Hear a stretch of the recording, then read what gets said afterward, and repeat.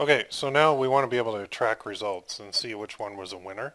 So our rules are going to shut things down, but we still need to look at this stuff. So if we go into our ads manager, we can see under test campaigns, I got some columns set up here. So I'm going to put them to maybe a different one that you guys might not see typically. I don't know, performance. So that's probably what you'll typically see when you load up your ads manager, but I don't want that. I want it to be the columns that I'm going to work with. So when I go in here and I go down to the ad level, I want to see all 5 of my ads. Probably aren't approved yet, all of them. Oop, ads. Come on. Oh, locked up. Let's give it a second. There it is. There's my ads, right? So I want to see certain columns here that I'm going to show you. So let me go show you how to do that. So when you're tracking results, set up your columns like this. Click on the columns tab, go to customize, and then a little thing's going to pop up, and we're going to basically remove a lot of this. We're going to remove that, remove. We're going to leave amount spent and budget in. We're going to remove cost per result, remove impressions, leave reach in, remove results, remove delivery, remove errors, okay? And then we can even put reach. Yeah, reach is fine there. So reach, budget, amount spent. Now, what you want to type in here is content views, and this one, website content views, we want that next. And then it's adds to cart, so it's website adds to cart, which will go below it. And then it's purchases, website purchases, and cost per website purchase we want to look at. And then CPM, just as a secondary measure. Oh, and I forgot about bid. Put bid in there because we'll use that later. So bid will go to the bottom. Let's drag it up here. Okay, so that's what we want to have for our column setup. So take a screenshot of that, look at it, whatever you need to do. Click apply. And now under here, go to save. And I already have it saved as check, so I'll just call this column, or wait, tracking sales, whatever. I call mine check, but I already have that used, so I put tracking sales. And then you can set it to default too if you want. I already have my default here.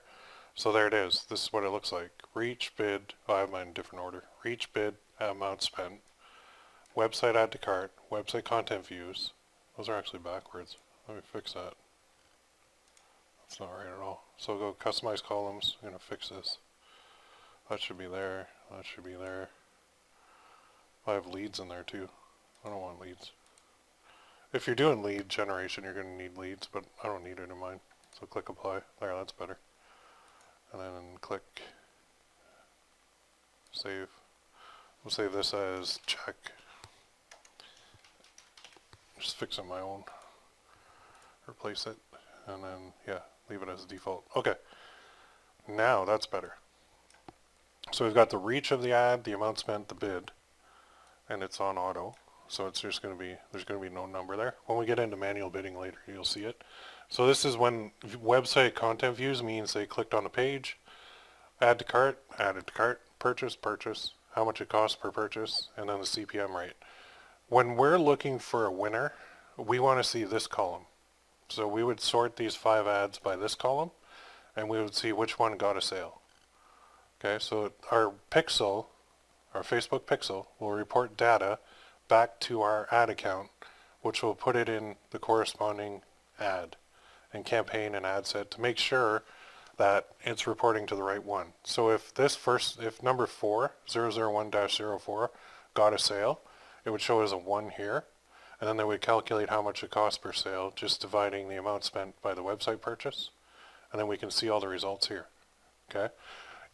To determine a winner, it goes by whichever of your tests got a sale, got a purchase. And that's how we track it. And that's how we know where to go next in the Facebook ad campaigns. If none of them got a sale, but you had one that had like 3 add to cart or even 1 add to cart, it means there was some pretty good interest in it. It's a potential to launch fully with a full-blown Facebook ad campaign. But if you're ranking it in order of importance, website purchases are number 1. Okay, this column first, then add to cart. After that, If they just viewed it but they didn't do anything, it probably means something wasn't right. They didn't like it. So we're not going to bother launching something that doesn't have any add to cart and no purchases. There's really no point. So what happens if you get skunked here and skunked here, 0, 0? You launch another batch of 5. That's what you do. So within this ad set, if it's dad to son ones you're doing, do what I did. Do a duplicate of that, do your post ID, and enter it. And you just keep putting new ones in here. These ones will have all been paused. So you just keep putting new ads. Your ads are your test. So you never have to pause this, because once your ads turn off, it won't be running.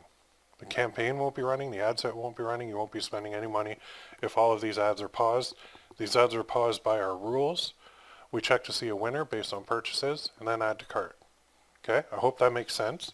We're looking for sales. That's what we want to get. That's the premium thing that we always want, because if it got a sale on a test, it's going to get more sales when we launch a full-blown ad campaign with it, which is coming up next. Sound good?